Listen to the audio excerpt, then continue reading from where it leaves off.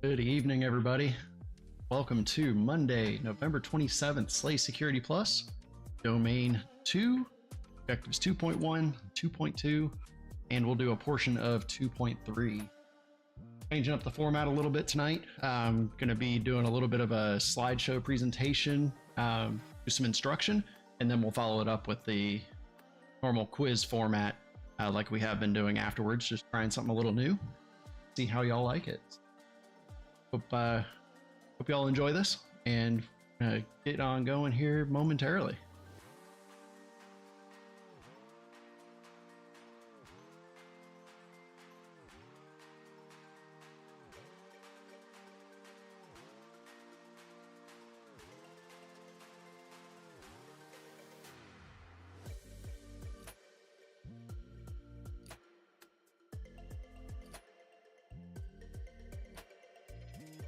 All right, so we got 5 of y'all beautiful people in here this evening. We'll go ahead and get started here. So Security Plus 601, Domain 2, Objectives 2.1, 2.2, and we'll jump a little bit into 2.3. As far as these objectives go, 2.1, it calls to explain the importance of security concepts in an enterprise environment. So looking at major corporations, your larger, medium-sized businesses, in that kind of situation. So looking at a large-scale application of security concepts. 2.2, summarize virtualization and cloud computing concepts. And 2.3, which we're going to dip our toes into, but we'll continue a little bit more next Monday, we'll be summarizing secure application development, deployment, and automation concepts. So security in an enterprise environment. So a big part of this is configuration management. Configuration management is essentially going to be how you are keeping track of all the changes that occur in your environment, how you have your baseline settings for anything that you have in the environment, whether it's a firewall, whether it is a process, how you have that configured, what is the base operating of that, and then anytime changes are made, are they approved changes? How are we going forward with those changes? How does the approval process look? Things like that. Your configurations, they can add and remove functionality from products. You can turn something on in the firewall that gives it a little bit more functionality, but you could also be introducing a major security flaw as well. You could be opening a backdoor for somebody to get in. So knowing what your specified configurations are when you get into your configuration management, knowing how everything is supposed to be installed from a baseline and then brought up to the standards of the organization from there, gives you a secure foundation to build upon. When you're working with teams to design things such as this, using tools, using diagrams especially, are going to be key. You're going to want to use diagrams as much as possible because it makes it easy for anybody to understand. So you're going to use physical and logical network diagrams showing the flow of traffic through the network, how things are organized, what connects to what. Using application diagrams, how does this application interface from one part of the application? How does it interface with the database? How does it connect to the internet? How does the user connect to it? Any of that makes it easier for everybody to digest, and anybody with any level of technical understanding, whether it's Carl in accounting all the way up to the CEO, to the engineer that is the one that is building this out. So that is a key tool, and you'll see throughout your studies, not a whole bunch in Security Plus, but you will see it more as you go further into CYSA Plus, into some of the higher level certifications, where you start to see the application of these diagrams, and even in software development, you see quite a bit of it. All right, looks like we got a couple more people. John Guy, welcome. And Cyber Odyssey, good to see you this evening. We're trying a little bit of a different format here. I'm going to do a little bit of instruction before we jump into the normal quiz format. So kind of do a 50-50 this evening and see how it goes and see how y'all like this. And then that final bullet there, baseline configurations. Just ensure consistency for assessments, vulnerability tracking. Gives you a strong idea of how your organization sits and how it should look when you perform any sort of vulnerability scanning. You should know what's in your environment and how it's configured. And then any changes have to go through a proper change management process and be authorized. The data and information. Data is got to be probably the number one thing that, as cybersecurity analysts, as cybersecurity practitioners, that we are protecting. It has a lot of different aspects to it, but when you drill it all down, and it comes down to the CIA triad: your integrity, your availability, confidentiality. So when you start looking at how you protect data, whether it's data at rest, data in transit, data in processing, if you're using encryption, you could be using it for confidentiality. If you're doing hashing, using encryption algorithms for hashing, you're going to be checking the integrity.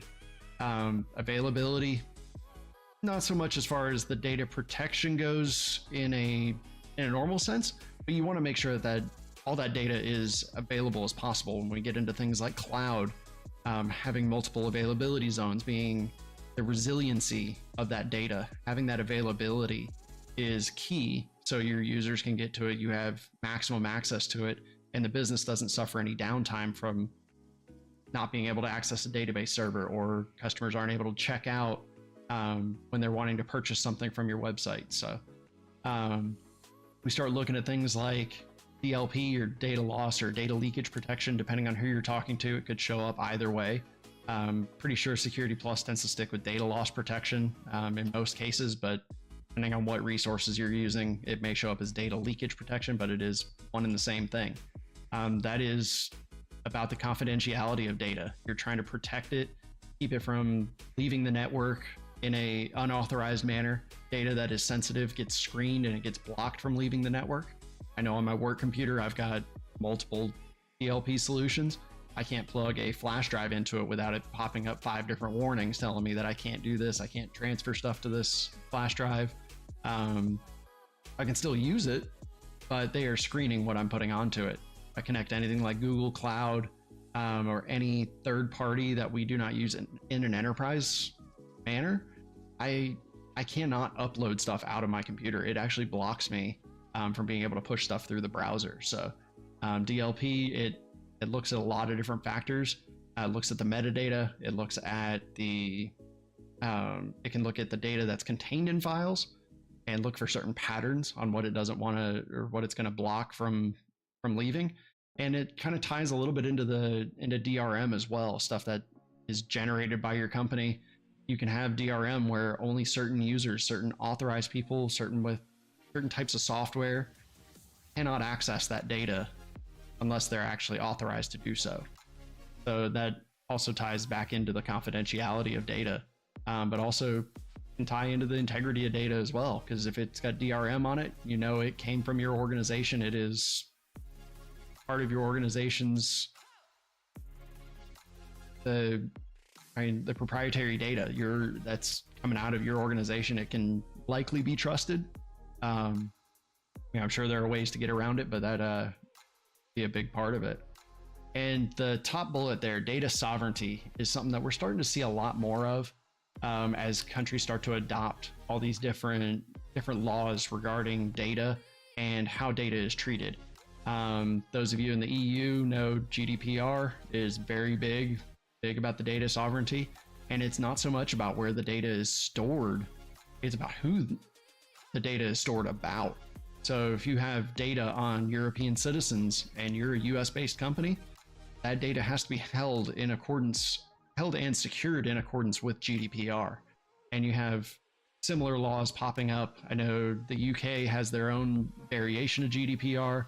You've got California's got their laws, and there's about, I want to say 14 or 20 other states that have their own variations of data protection laws that have come out. but they're all a little bit different. But for the most part, it is where is the data being stored and how and what is the data being stored about. So if it's about individuals, a lot of that ties back to GDPR, ties to the various laws around the world. But the California, the Digital Information Rights, I can't remember the acronym off the top of my head. I'm sure somebody can drop it in chat for me. But the California one and GDPR are going to be probably the two big ones that you'll come across on the exam.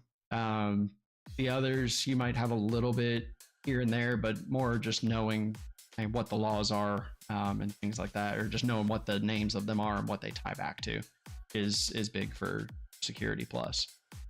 But being that this is primarily a EU, it's not so much a global certification when it comes down to what the material is. I mean, really sticking to GDPR and sticking to what privacy laws and stuff like that we have in the US will be key. We have a little bit of Canada in there as well. So the next part we get into is active defense. This one is always interesting to me. It's active defense and deception. Like I am blocking part of the screen here. Move my big head out of the way. There we go. So we've got honeypots, honey nets, and honey files. The first two, I mean, if you've been around the game even for a little while, you've at least probably heard of honeypots. Essentially setting up a server, setting up something that looks valuable to an attacker and draws their attention away from the primary network or the primary production servers. So you may have data on there that looks very similar, or may even be modified variations of existing data. And you take that, you put it out there, and essentially you monitor it. You make it look like it is an active network. You'll create traffic. You'll make it look like it is a production server. And so when an attacker gets in there, and you make it look as convincing as possible, so you can get in, or when somebody breaks in, you can see, okay, how did they get in here? What was the path that they took? When they got in, what did they do to exploit it? And all of that, you're logging it the entire time. You can monitor what they're doing. You can see what's going on. And that amount of data is incredibly valuable to defenders in seeing the tactics, techniques, procedures that an attacker would take on their network. And very similarly, a honey net works along the same lines. You normally set up a secondary network that looks like a production network and has what looks like valuable data, what looks like valuable resources on there. A lot of the time you see people spin these up in cloud instances because you can put them up, they get broken into, you can burn them right down. And you make enough traffic and telemetry on that network to make it look like it's in production, and you can log everything that those attackers are doing. A honey net is going to give you a lot more data than a honey pot, but both can be valuable sources of information for defenders. Honey files is something I found very cool. When I went to B-Sides Augusta, there was a whole talk on essentially setting up honey files and how to leverage your group policies to do so. And you can set up files that, your users wouldn't click on, but because they're labeled something like API keys, or they're labeled as keys for one of the resources in your network, and it makes it look like it's interesting data. When an attacker clicks on that and they either open it or they download it or they transfer it out of the network, it flags immediately and it sets off all the alarm bells so you can see what's happening, who's doing it, how they got to it. It is super, super cool, and something that is incredibly valuable. But of course, something like that, you don't necessarily want to put it to where Carl in accounting is going to click on those files and create a bunch of alerts for you. So definitely something you want to put where it's known by the people that need to know about it, but not necessarily access or accessible by the by the regular users in the network. Yes, Coral.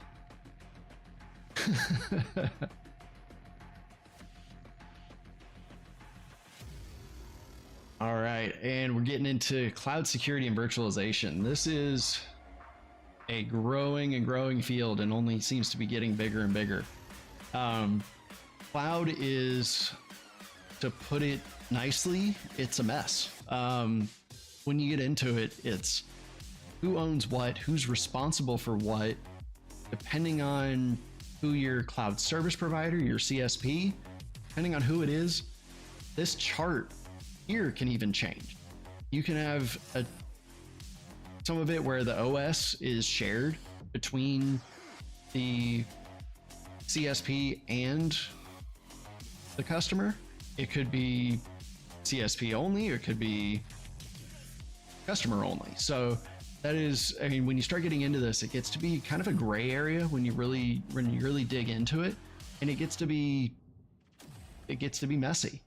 So when you start digging into it, kind of memorizing this chart, this is one that I used when I was studying, and just knowing that software as a service, you're going to have the least amount of control over the services that you're purchasing. You're going to have everything controlled by the CSP, and the CSP doesn't necessarily just mean AWS or GCP or Google Cloud or Azure. It can be anybody who is offering a software as a service application that is technically the CSP for that particular service that you're purchasing. So anything that you are, say, Dropbox is the CSP for their particular service. So when you're using it, you're responsible for the data that you put on there, but you're responsible for the security of it. They are responsible for that data being secured on their end, but anything that you have control over, the access to the accounts, things like that, that is your responsibility on the data. So when I say it gets messy about the data and that software as a service layer, it definitely gets confusing, and that's where you have to know what exactly your responsibility is in each of the different models within the cloud tenancy. The platform as a service, essentially OS is controlled by the cloud vendor. You are responsible for everything above that. So they'll provide the OS. You may have to provide the updates for it, but the data and applications you run on top of that. So you're doing your development of applications in that particular environment, but they are supplying the OS. They're supplying all of the underlying infrastructure and hardware and everything else. And then infrastructure as a service, they're giving you the hypervisor, and you load everything else on top of that, and you're responsible for all of it. Depending on the provider, though, they may offer the OS as part of their package, but then you're going to be responsible for everything from there. So it's those shades of gray, and you just got to know when you're signing up for it what exactly it is, because you definitely don't have the level of control that you do in an on-premise environment when you get down to it.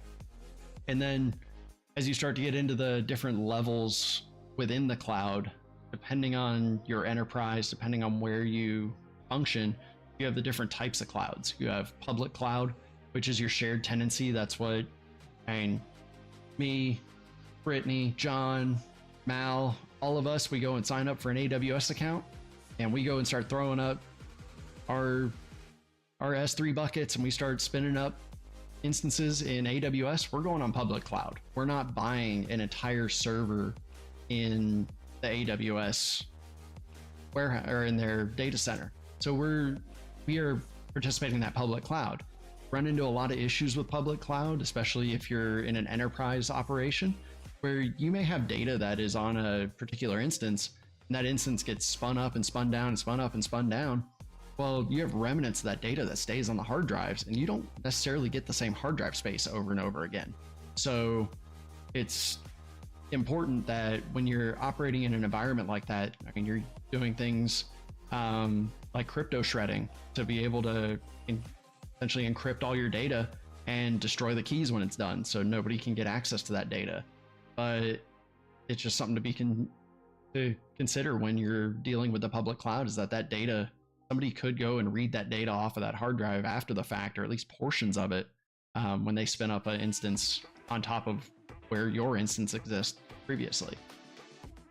Community cloud is kind of sort of a public cloud. It's kind of sort of a private cloud. It's typically things like banks, credit unions, schools. You see a lot of colleges and stuff where they have similar programs. They may throw up a cloud environment where they can share all of their data within a single environment, and they split the cost. They share that burden, and it's normally very much a common interest. So a lot of if they're dealing with HIPAA and things like that, they only have to design that particular shared cloud once instead of 4 or 5 different tenants trying to build it all themselves and then share between those cloud instances. So you have essentially one cloud built that everybody can use and everybody can share, but you are also opening yourself up to that third-party risk where somebody gets breached. Essentially, your data is mixed in with theirs and your environment is exposed. So definitely something to consider as well. Private cloud, those resources are reserved for you and only you. So you are essentially buying a rack in a AWS data center. You are purchasing a large amount of resources. You don't benefit from the scalability that, say, public cloud gets, because you're not using small portions of one major environment or one whole rack. You're having to buy that whole rack, and then you're going to have to max out the capacity on it or use as much capacity as you can. So you're getting some of the benefit because you're not paying for your own data center's power. You're not paying for your own data center's maintenance and things like that, but you're still incurring all those equipment costs or renting that equipment essentially. But nobody else has access to it. So storing sensitive data on there and things like that is a lot better because somebody's not going to be able to spin up an instance and potentially have remnants of that data on their S3 bucket that they just spun up. So, and then hybrid cloud's pretty simple, combination of 2 or more of the cloud models. So a lot of businesses will run both. They'll have a private cloud and a public cloud. So if you're running a private cloud for your development instance, and then you're using Box or Dropbox or Google Drive, something like that, you may be using public cloud for storage there. You do have an option with a lot of those providers to purchase private cloud instances of it, but some businesses do end up going with that private cloud, public cloud mix. Or if you have a community cloud and then you've got your own stuff in a private cloud, your hybrid cloud again. So there's a little bit of both, or a little bit of gray area when you're mixing there, but pretty much when it comes down to Security Plus, anything that says hybrid cloud, it's just 2 or more of the types of clouds. So if you see a question where they're asking you, XYZ business has data stored in this public cloud, and then they also have their private cloud, and what type of cloud are they operating in? Well, it's going to be a hybrid cloud. So it gets to be pretty straightforward when you dig into the hybrid cloud part of it. So touch on some key concepts. Cloud does get pretty deep. I just did the CCSP, the Certified Cloud Security Professional, back at the end of October or early November. I can't remember. It all blurs together. But there's a lot that goes into the cloud and a lot of nuances to it, but kind of the big items that you hit on. Your CSP offers your infrastructure as a service, platform as a service, and software as a service. You'll see some places will refer to X as a service, which is pretty much anything as a service. So it could be Barricade Cyber offering disaster recovery as a service. If they've got a bundle of tools that they can offer to you to help with your disaster recovery, that would be DR as a service, so DRAAS. So you'll start to see that used a lot as a marketing term, but abbreviated in the textbooks and pretty much anywhere you're going to see it'll just be X as a service. Your MSPs and MSSPs, so your managed service providers or your managed security service providers, essentially providing IT and security services. It's a third party to your company, so somebody that you are essentially paying to do all that work for you, and it minimizes your on-site staff for your IT and your security services. And whether or not you have a good one, that's a whole nother topic for conversation. There's some good ones out there and some bad ones, but they shall remain nameless at this point. Getting into edge computing, it is something that I thought was really interesting going through the AWS course. The one that is like at the forefront of my mind is their AWS Snowball and their AWS Snowmobile.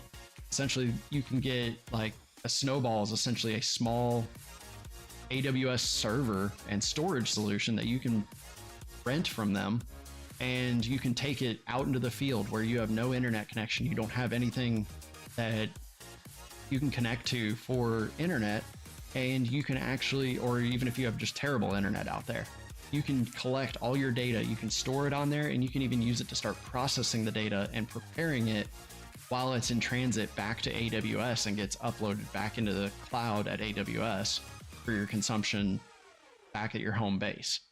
So it essentially brings computing to where we haven't had computing before. So taking it out into the Arctic, I think that's part of the reason why they named them Snowball and Snowmobile, was the intent that take it to somewhere where there is nobody. So the Antarctic, the Arctic, just the Snowmobile is cool too. It's got petabytes of storage, and it's essentially a semi truck that you can take and unload massive amounts of data into. But it also has the processing power as well to work like a cloud instance. So APIs, they are very, very important. They can also be a very weak spot if people are programming access keys into the software. It can be a weak point, but it can also help with productivity because it essentially specifies how you have applications communicate with each other, or how you communicate with applications. So you can dig in, like I use it to run reports and look up large amounts of assets within the company network when I'm trying to enumerate the network and figure out what I'm looking at. So I can pull typically 500 to 1,000 at a time, and it's awesome. Just being able to run a script and dump my API key in and let it go. So it allows for very quick access when you're not having to load all the parts of a program. You don't have to load the GUI. You don't have to load the whole backend and everything else. You send an API request and it handles everything on the server and just sends the file back to you. Makes it nice and easy when dealing with it. My head again here. Out of the way. And virtualization is probably the biggest part of cloud. When you get into the being able to spin up an instance of Linux or spin up a Windows instance, and you're essentially running it, when you're dealing with cloud, you're running it on a bare metal hypervisor. So you have essentially a server that has a hypervisor installed on it. That is what it runs on. That's its, for lack of better terms, that's its Windows. That's what it knows how to run. And then you are installing these images on there and running those images off of that bare metal hypervisor, so that essentially software that all it does is manage virtual machines. And then you have your type 2 hypervisor, which a lot of us use in our home labs, where we'll have a computer sitting there with Windows or Linux on it, and then we install VirtualBox or VMware, and we run our images off of there and have 2, 3, 5 images running on our computer and set up a small environment that way. Typically you're going to see type 1 in the cloud, but don't count it out. You could see type 2 as well, but it's definitely not going to be quite as common because you're going to end up chewing up all your computing resources. Containers are kind of a evolution of virtualization. It's essentially very small virtualization. It separates the resources out on the operating system and allows you to essentially run an application with just the resources it needs and its own section of memory and its own little bubble essentially. And they can be small and portable, so you can move them from one machine to another, one environment to another. You can spin them up, spin them down, and just mean, as quick as you can go. You'll see this is used a lot in the elasticity of the cloud, being able to spin up an application and spin up additional containers to support a larger application to be able to take on that load and be able to support, I mean, a Black Friday, for example, if you needed more instances of your web server running or just your web application to support all the users, you can have that running on these containers and pop them up left and right. But they don't have to have a whole operating system running, so the compute resources are a lot less because they're only running they're only running the application itself instead of running the operating system and the application. You'll typically have multiple containers per operating system. So it's all about the efficiency. The last part, infrastructure as code and software-defined networking.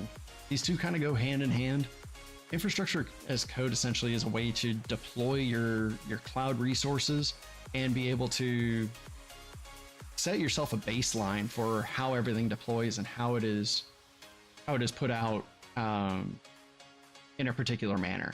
So you have say you have a network and a firewall and all your security configurations, you can have them in essentially a file that you run on AWS or on Azure, and it deploys it the same way every single time, and you don't have to worry about it changing. If you need to make changes to how it's deployed, you can edit the file and continue deploying. You don't have to go in and continue making changes. When you get into software-defined networking, it allows that flexibility to where you can make changes to a firewall or a group of firewalls very quickly because you just change that infrastructure as code and redeploy that code, and it can make those changes without upsetting the entire network and breaking the network in that operating that production environment. So it allows the virtualization and the flexibility to be very agile in your network. Definitely something to dig into a little bit more. It's probably something I could spend an hour going over as far as software-defined networking and infrastructure as code.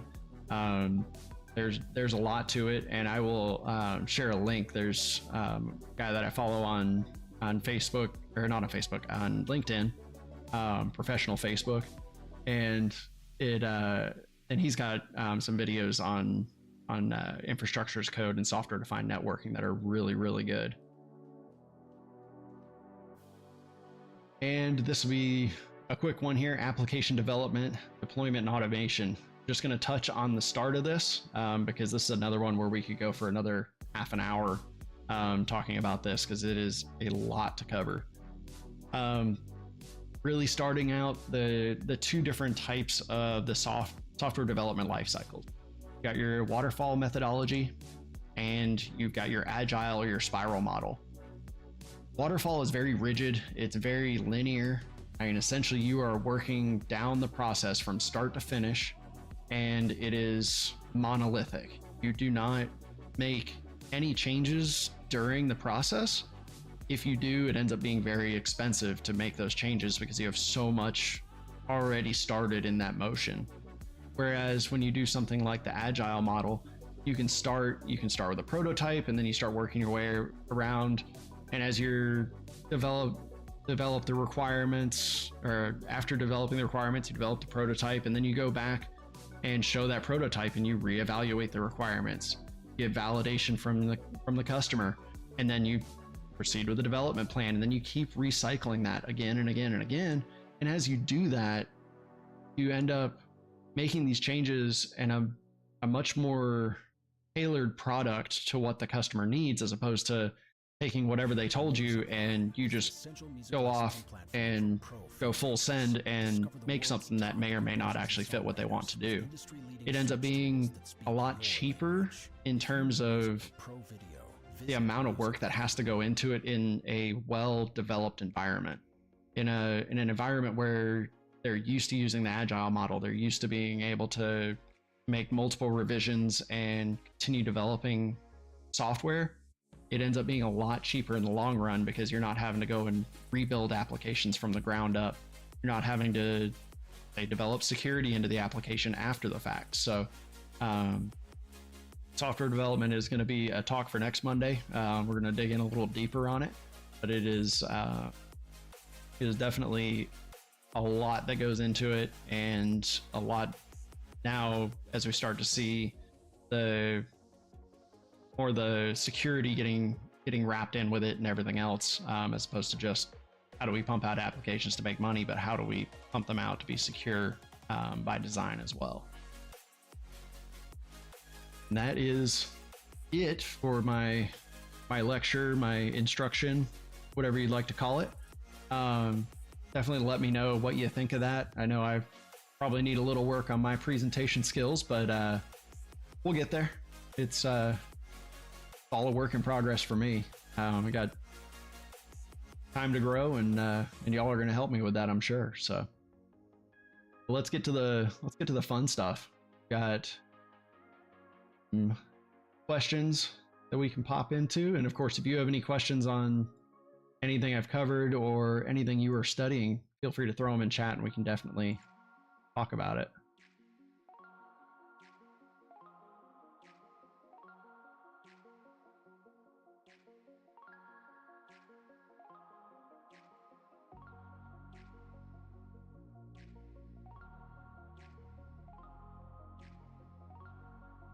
Alrighty, I'll give y'all just a moment to get logged into the Vivox app.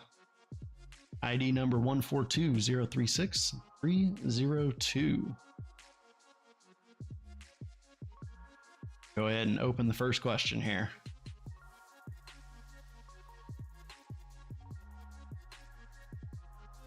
Opponent doesn't have to cover Security Plus as far as if you have a question, but I'll probably hold it till after we get through the all the quiz questions, and we can have a few minutes as we're ending the stream. We can chat, but feel free to throw your question in chat.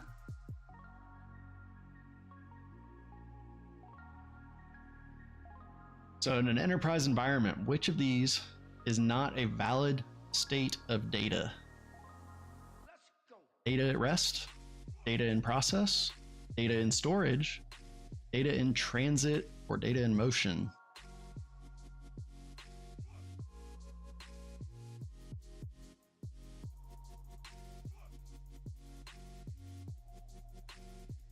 It looks like Zach and Margarita over in chat on YouTube. How are y'all doing, guys?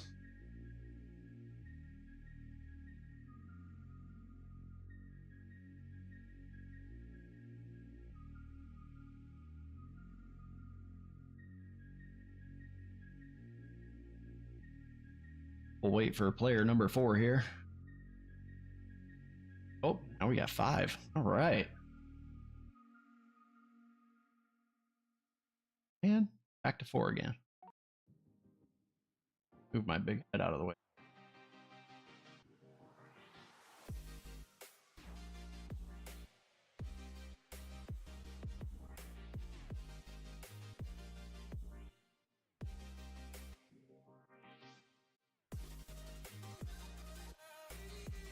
While we're hanging out waiting for a couple more answers to come in, how's everybody's Monday?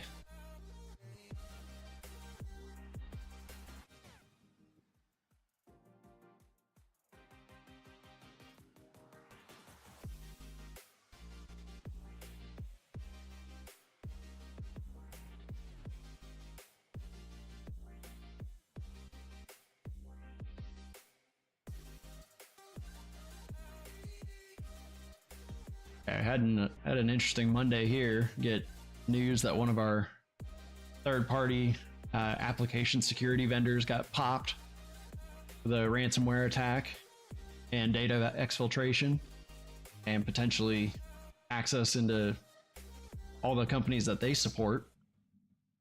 And then also another one that our company has logins being sold on the dark web, and apparently had data exfilled that is potentially being sold as well. So kind of scary stuff, but we'll see what actually comes of the investigation and go from there, because it seems to be a lot of question about whether it's actually true or not.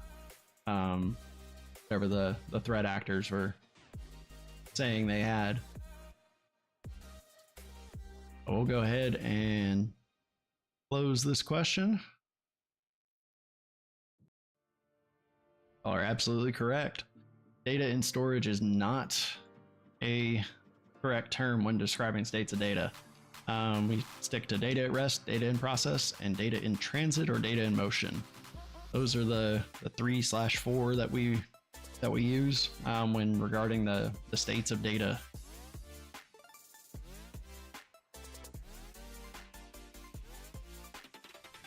So what is masking? I've had a couple questions on this over the past few weeks.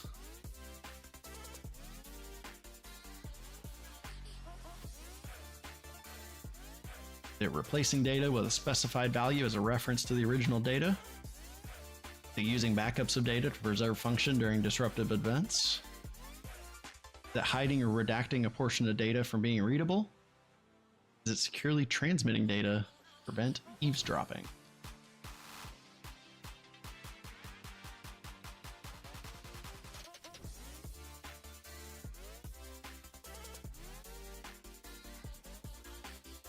Yeah, Zach, it's definitely a learning experience. My department's not involved in the DR side of things, but I get to kind of be a fly on the wall and watch it. So it's definitely interesting being able to see what it is, and I'm trying to get them to let me at them.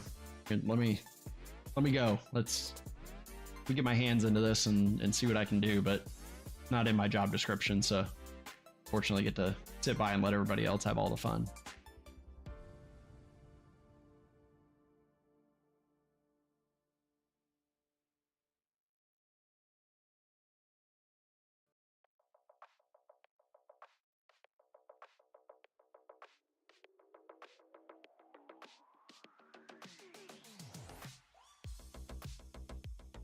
All right, wait another moment for another answer or two, and then we'll move on.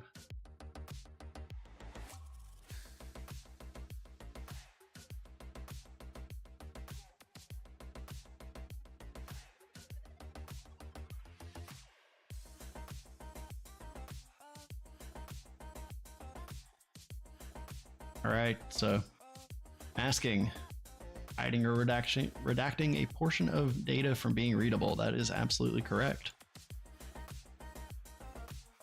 Masking is hiding or redacting portions of data, often using a asterisk or X to represent hidden values. For example, credit card number displayed as first 3 bunches of asterisks, and then the final portion showing a part of the credit card number, which in that case could also, theoretically be a tokenized value because you have a portion of it to reference the original data, but it is masking, covering up the rest of the data. Not necessarily a token, I guess. If you switched out the rest of it for other alphanumeric characters and then left the last 4, it could be used as a reference as well, but definitely not a very secure reference there. So the Hamburglar recently gained a foothold into a network and found some data that looks very interesting regarding secret recipes for a major fast food restaurant, Burger Inc. The operations team at Burger Inc. placed mock data in a server where it could be found by a malicious actor, and the attack could be monitored for study. What type of deception was performed by Burger Inc.'s operations team?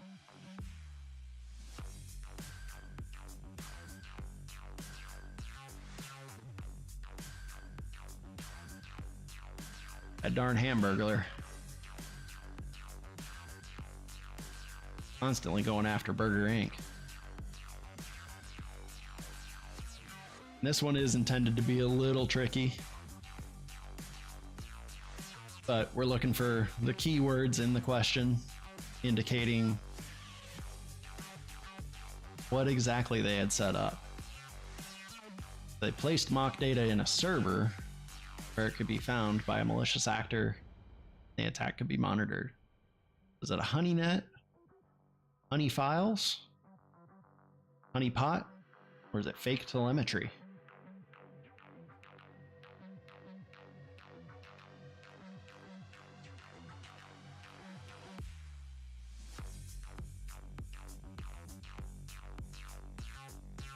All right, we got all 4 answers.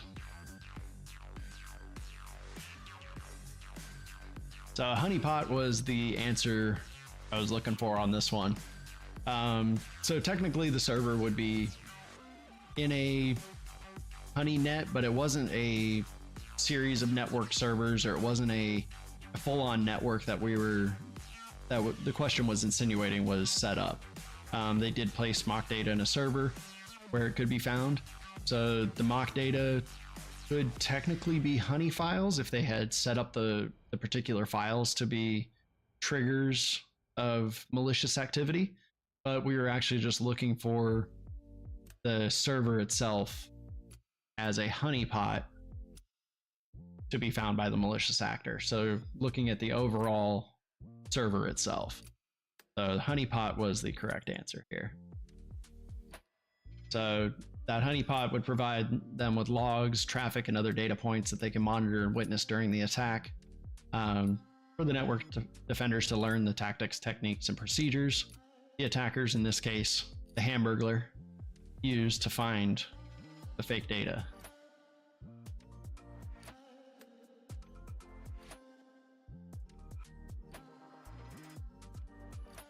So which of these cloud deployment models would share resources between a private virtualized data center and externally available cloud services?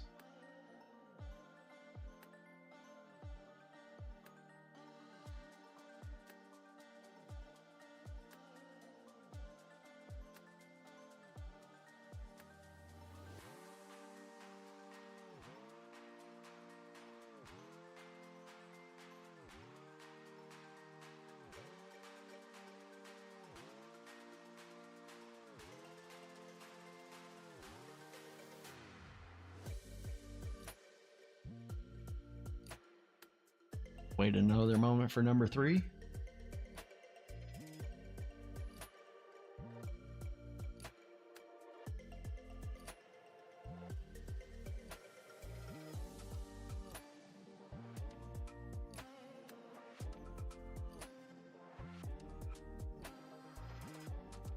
All right, number 4. We got 4 in.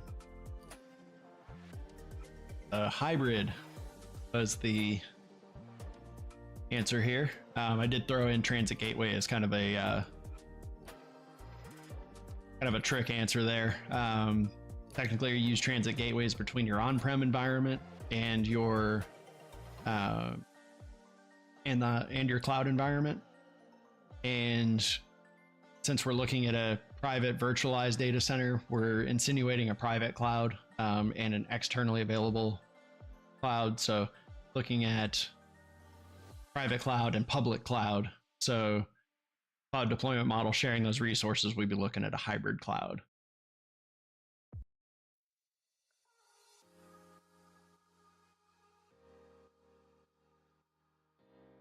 The security policies in a manufacturing company prohibit the transmission of customer information. However, Security Administrator has received an alert that credit card numbers were transmitted as an email attachment. Which of the following was the most likely source of this alert message? Was it an IPS, intrusion prevention system? The DLP, data loss, data leakage protection? Was it SNMP, simple network management protocol? Or is it IPsec?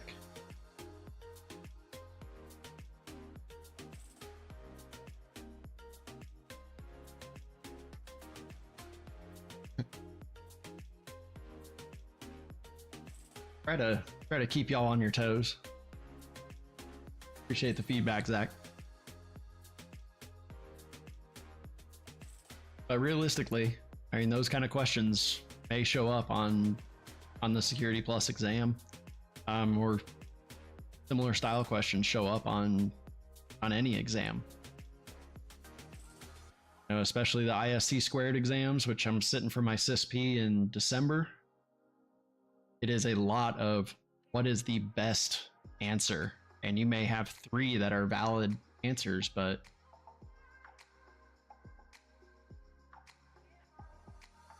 all right, Tony, we'll count your answer in there. Try refreshing it or closing the browser tab and re-entering. Sometimes you have to do that with Vivox. But yeah, when you get into these exams where you've got 3 out of the 4 answers are possible, and then you have to sit and think about what exactly are they asking, and how do I figure out what they want to judge my knowledge on this question. It definitely it's challenging. Drop, welcome to the party. Y'all nailed it. DLP, what we're looking for. The data loss prevention tool has the ability to inspect and identify patterns of data within files or within packets. It can identify watermarks on PDFs and images and things like that. It can also leverage metadata to determine the sensitivity of data traversing a network. So if you have a proper data classification policy set up, it can look at the metadata within the files that are traversing the network and be able to block them from being exfiltrated, being sent out of the network. Like I was talking about, I've got multiple DLP solutions on my work computer, and even sending myself an email, I get warnings left and right. Sending it to my personal email just to get something out of the network. If I've got a file that I worked on my work computer and I need to transfer it over, I get blown up by the DLP tools. You can't send this data unless it is approved, and so on and so forth. And sometimes it takes a little while for it to get through, but it eventually gets there. Definitely don't send anything company-wise outside the company. Burgers Inc. would like to securely deploy applications without the overhead of installing a virtual machine for each system. Which of the following would be the best way to deploy these applications? We covered this in the presentation. Would infrastructure as a service be the best option here? Containerization? Community cloud? Partner with all the other burger companies? Share some resources? Or edge computing?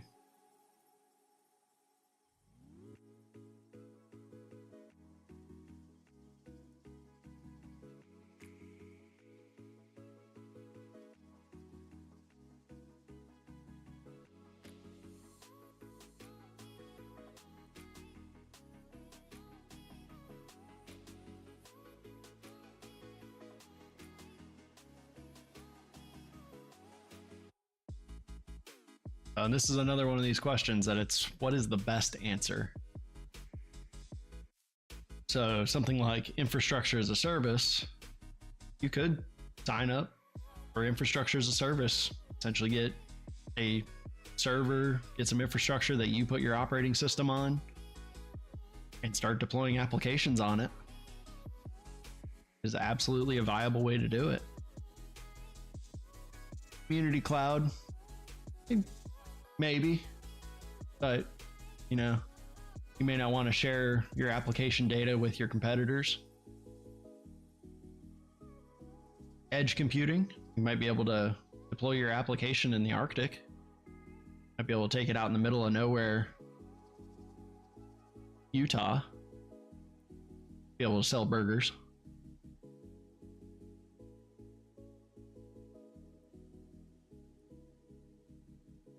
But we are looking for containerization on this one.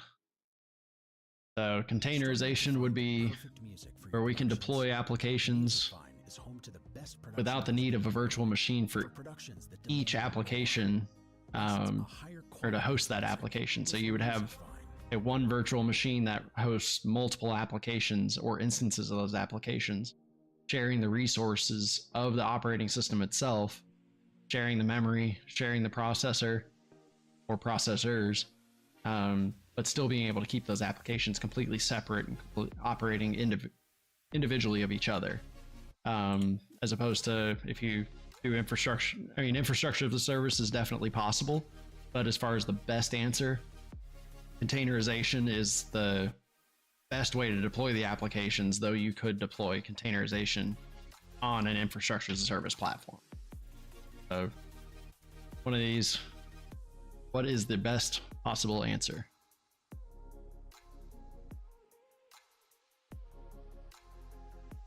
Great job so far, guys. You're crushing these questions. So which of the following would limit the type of information a company can collect from their customers? Which of the following would limit the type of information a company can collect from their customers? So this digs into GDPR, all of our...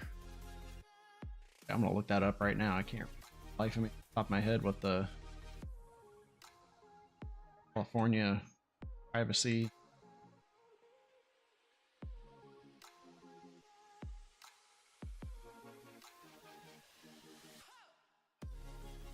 Should have it right. Yeah, California Privacy Rights Act. What I was. I haven't completely lost my mind yet. Still a couple brain cells functioning.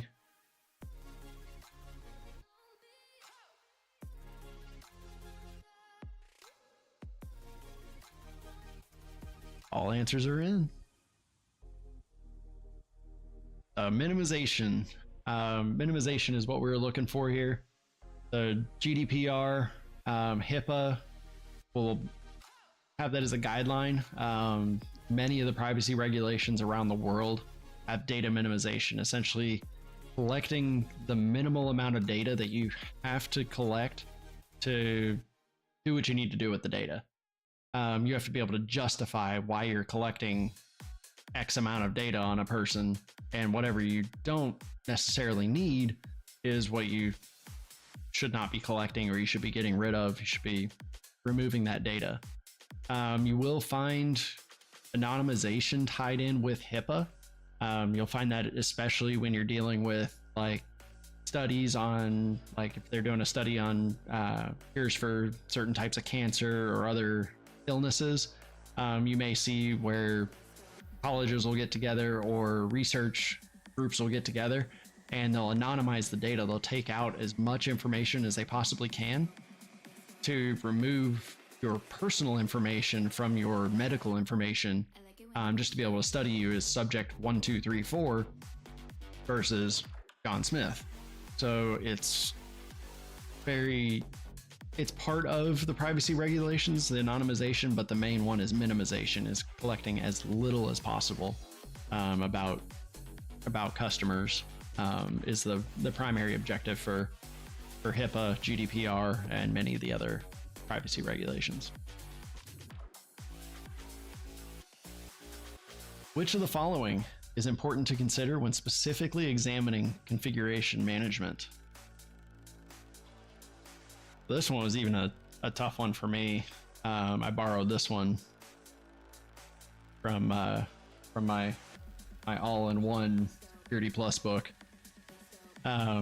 Which of the following is important to consider when specifically examining configuration management? So essentially, when you're dealing with configuration management, what is one of the core components for it?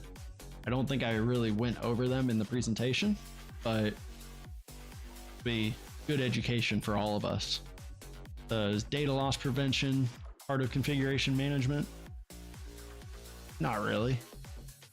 How about data rights management? Maybe. Hashing? It could be used in validating configuration files and things like that, but is it really that important to consider when you're doing configuration management?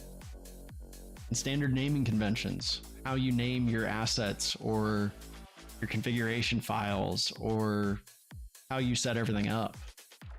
Standard naming conventions?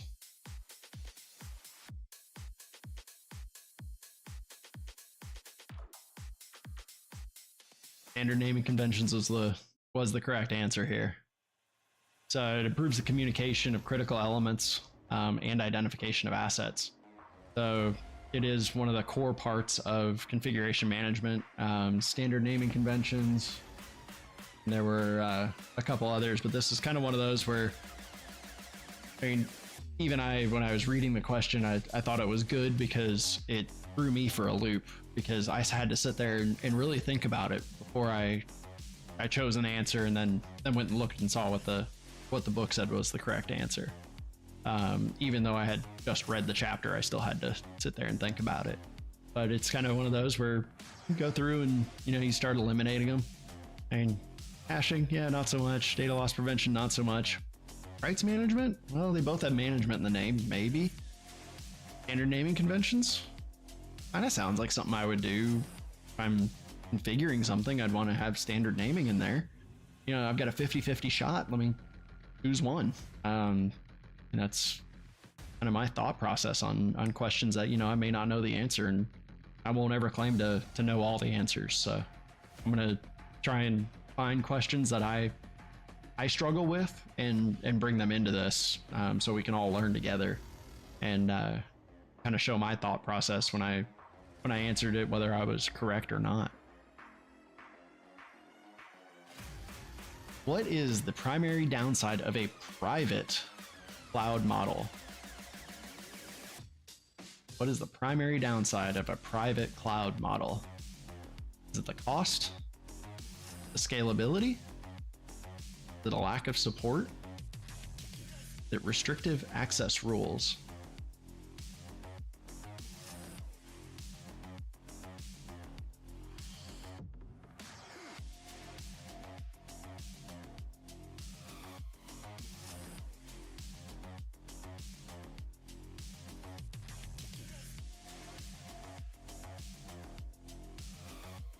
And when I read a question like this, where it says, what is the primary downside? You know, when you're looking at it on a private cloud model, if you've got a one rack purchased in the data center, you know, what are your biggest downsides there? Is scalability it? Maybe. If I really had to grow very quickly. But you know, that's something that, I mean, you could always buy another server rack, but you should be purchasing those assets with that idea that you can scale within your purchased allotment of equipment.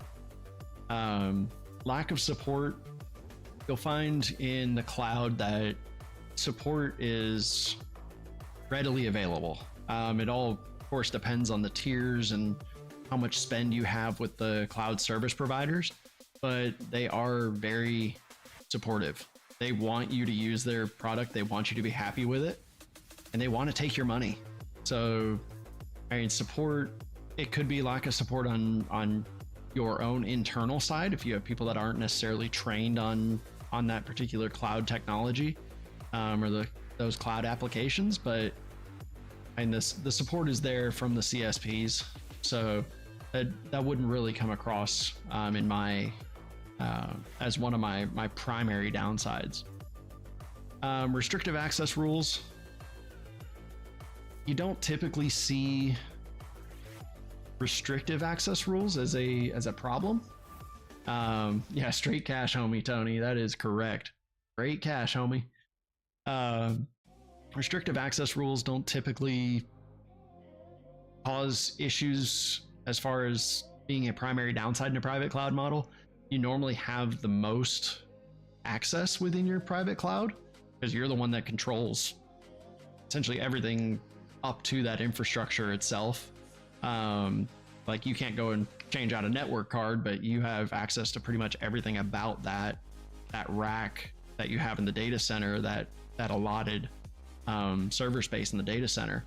So you normally have, in a private cloud model, you tend to have a lot more access to configuring your rules and your security parameters and everything else, as opposed to if you're in a public cloud environment, where you're maybe a little bit more restrictive, or as you start to get into your SaaS and your PaaS environments, your platform as a service and your software as a service, you do end up with some access rule restrictions, but the answer there is cost.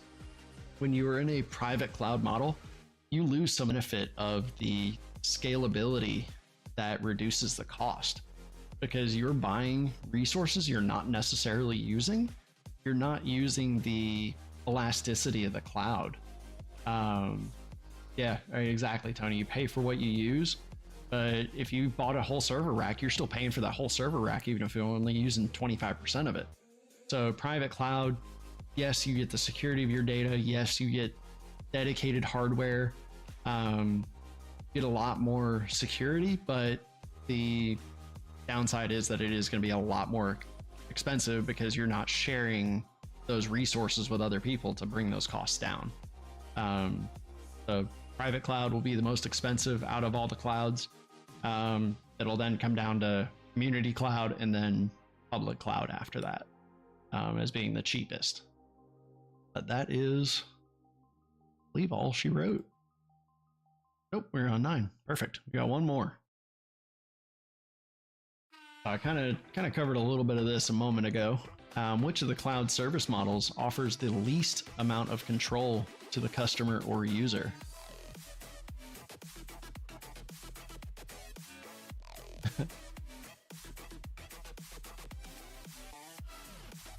Zach, you miss 100% of the shots you don't take, so good shot.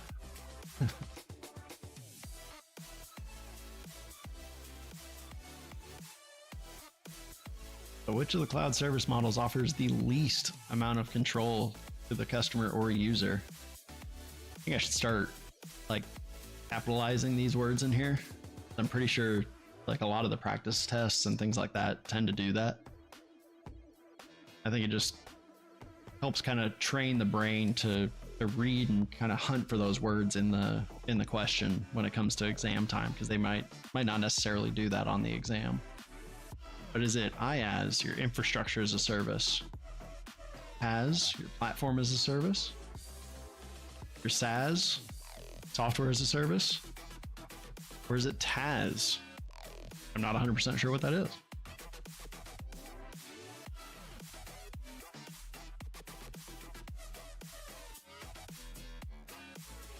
Yeah, Zach, as long as you don't do it like, what was it, the movie Grown Ups, when they fire the bow up into the air? Everybody runs.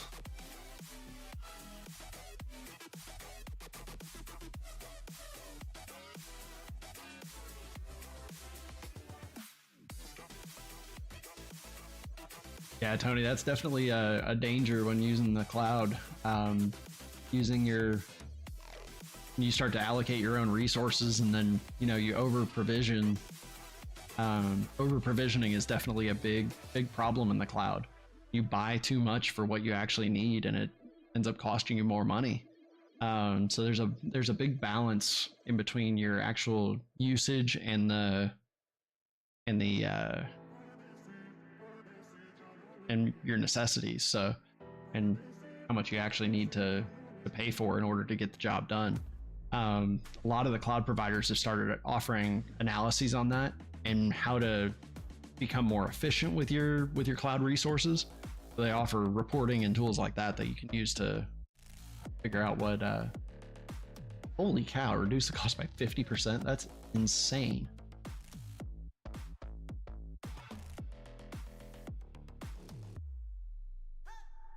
Yes, software as a service.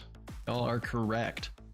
So software as a service gives you the least amount of control. Everything is controlled by your CSP, your cloud service provider.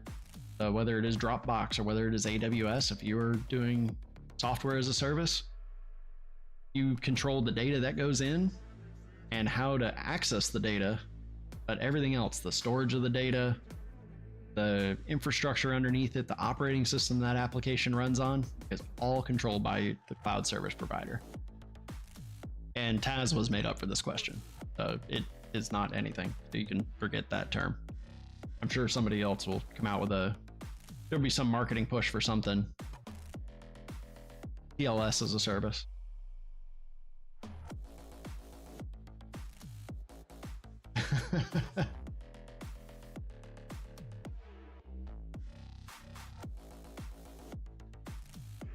Yep, that is definitely the least amount of control.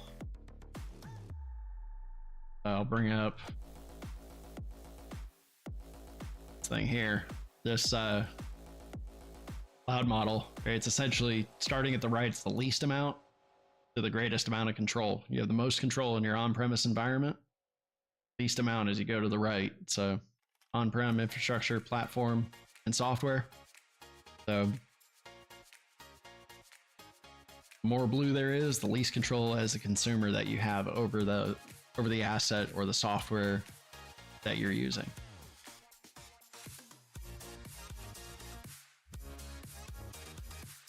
All right, let's see. Nice, one of y'all crushed it tonight. Of course, I don't know who it is, but congratulations to you. 70 on a couple. Of course, that depends on whether you're answering all of them or not. That is fantastic, guys. Great job tonight.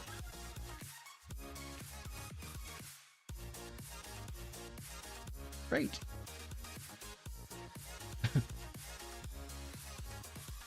Oh, you can send messages on here? Kind of cool. All right. So I know, Frank, you had a question? I'll hang out for a few more minutes. I know we ran a little long tonight. Wanted to try out that new format. Just let me know what y'all think of the kind of doing a little bit of instruction. I guess I gotta do a little bit of practice before I actually present, so we don't run to 40 minutes on the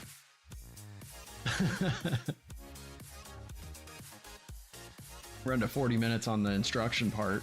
But I think if we can, at least my thought was, if we can introduce a little bit more education along with the practice questions, I think it kind of helps everybody, as we get kind of that double dose of learning all in, and not just, you know, drilling practice questions. We get a little bit of both. Yeah, it probably was Tony that got them all. And he goes saving 50% on his cloud services, and then crushes our quiz questions.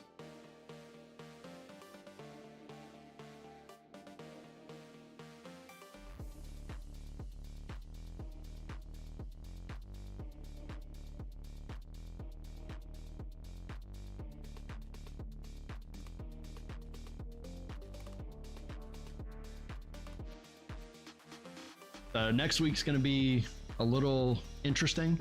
I'm going to be traveling next week, so I'm going to be broadcasting from my laptop. And from what I can tell, it seems like it'll be a fairly decent platform for me to work off of. The camera angle and everything else may be a little awkward, but you know, we'll make do and we'll have a good time doing it. I'll be in the UK, so it'll be midnight-ish when I'm over there. I'll be really close to Mal, but not close enough to shake hands with him. Be in London, but the show must go on, so I'll be around. We'll be broadcasting, and try not to be at the pub before we go live.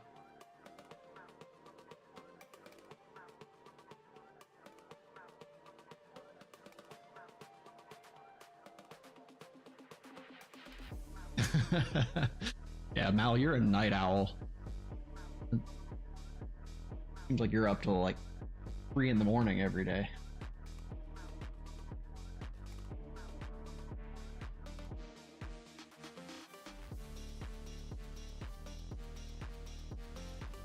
What have y'all been working on?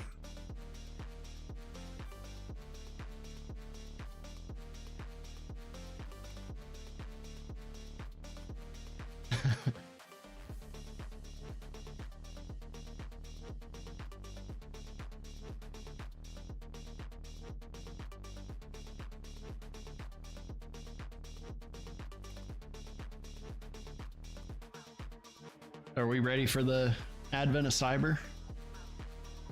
Gonna jump in on this and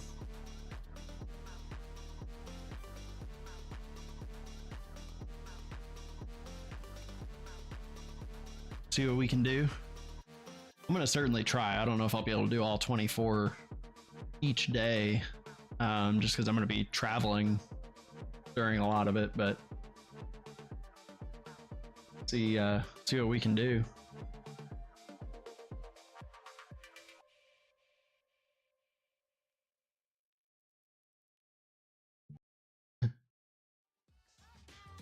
Hey Pluto here. Shout out Python is definitely good to learn. I will definitely have a Guinness for you while I'm over there. Drank quite a few of those when I was in Dublin back in 2019, I think it was. Looking at pictures the other night, because we went to London and Dublin, and that was a good time. I really enjoyed driving Ireland. That was an incredible trip, like nothing I've ever done before, but absolutely awesome.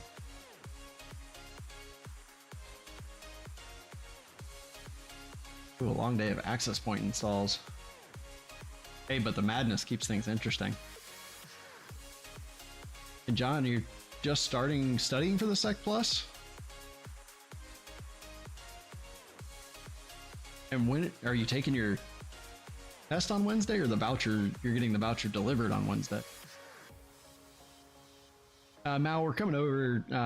My family and I are coming over to visit for some of the Christmas markets, and so we're doing London and Paris, and potentially Strasbourg while we're over there. So we'll be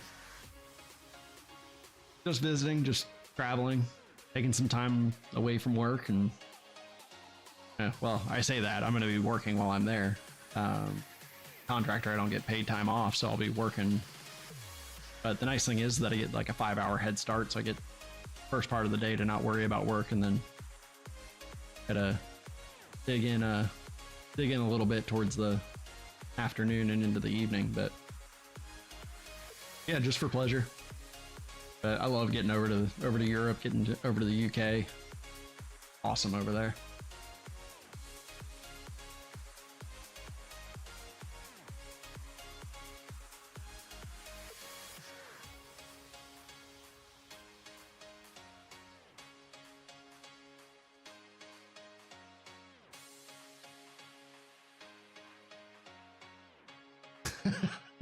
Mal, I've heard that about Paris, but you know, my wife has wanted to go for years, and I will at least humor her and go for a few days and spend at least one of the days in Strasbourg, and I go from there. So we'll I mean, one way or another, we'll eat some good food, eat some good dessert, and definitely probably pick up a few pounds between A and Z.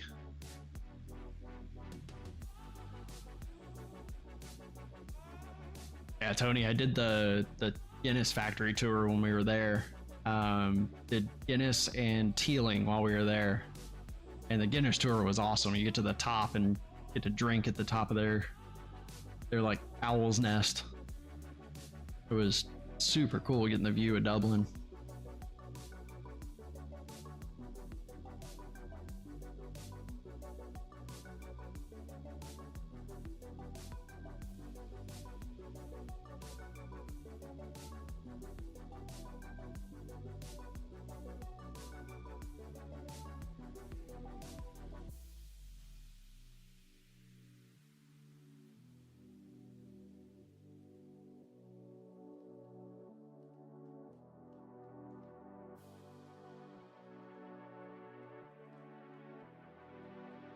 Yeah, definitely get in on these CTFs. I mean, you got 24 days of them, so you know it can't hurt to jump in and give them a try. Oh, look at that, featuring Gerald Auger. Had Dr. Auger in there. Actually, I haven't really looked at this too much, but I am definitely interested in doing what I can. Can't say that I'll get to all 24, but Tony, for lab resources for CYSA, pull it up here.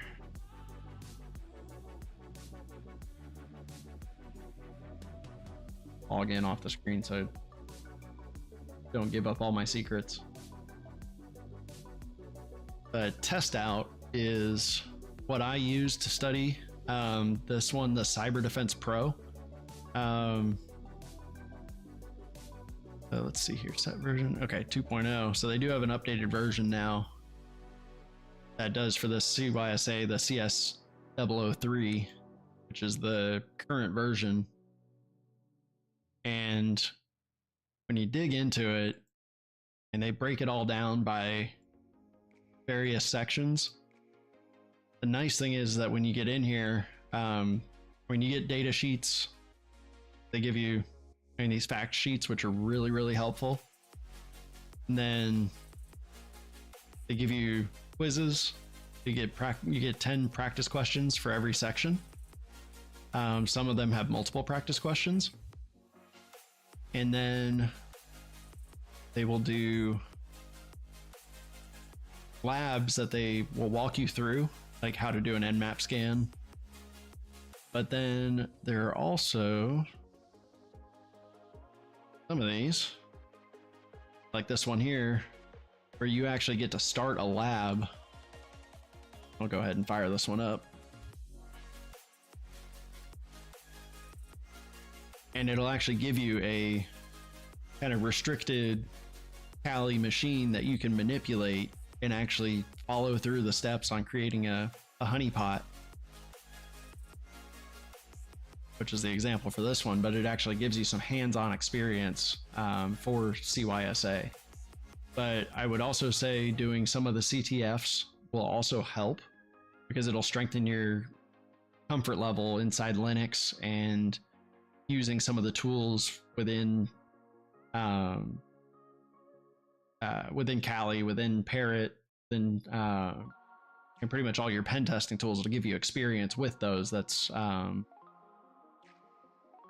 where it'll be most advantageous, I think, is kind of splitting your time between studying for it. Test out it's not cheap. You'll be right about $80 a month, but if you're gonna push for the exam, and really 3 months would probably be realistic, 3 to 4 months. I think it's a fantastic platform to dump a couple $100 on and get all your learning done as quick as possible, get your hands on. They also do give you, as part of it, practice exams for the CYSA. So they give you 3 different practice exams, or sorry, 4 different practice exams. They break them down by domain for some of them. And then they also give you their own certification exam, which is actually a good kind of test for getting into, before you take the CYSA. Their exam is very similar to it, but it is not proctored, so you don't have to worry about making sure that your webcam's ready and that you've got somebody watching you and you've got a clear room. Like, you can just sit down and crush through their certification open book. It's not a problem. So but it is a good way to really test your knowledge. And with their subscription, you get a free voucher, so you get 1 try for free. But Mal, that's awesome. $5 a month. Yeah. If you do look out, I have seen it from time to time where they do coupons where they drop it down to like $40 a month. And obviously for $5 a month is even better. Yeah, the video learning is good. I normally speed them up to like 1.25, just to kind of get through the material a little quicker. But I tend to do well when I can see and hear, but it doesn't really matter how long it takes me to get through the video. But if I run into something that I need to repeat, then I've got a little bit of time banked. So try not to. Dang, that is cheap. Yeah, I'm probably not going to have this too much longer, since I've pretty much exhausted all of their offerings. I've done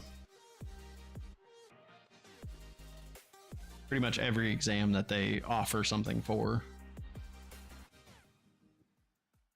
Really wish they had one for like the CAS Plus or CISP or something like that, but it's a good version, or it's a good platform. Just, I mean, for especially somebody getting into it that can spare the change.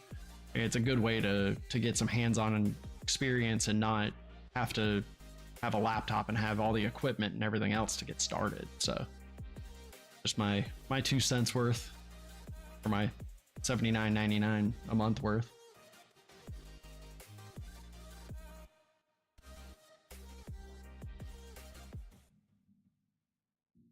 I think I am going to call it, guys. It is almost 8:30. Run a little bit long tonight, but definitely let me know in chat what y'all think of the overall setup with the PowerPoint instruction, and then following up with the questions afterwards. And of course, I mean, any feedback, criticism. I'm a little too shiny from the lights and that kind of stuff. Just let me know. I will take constructive criticism. You don't have to tell me I'm ugly just for the sake of it. But yeah, we're wrapping up.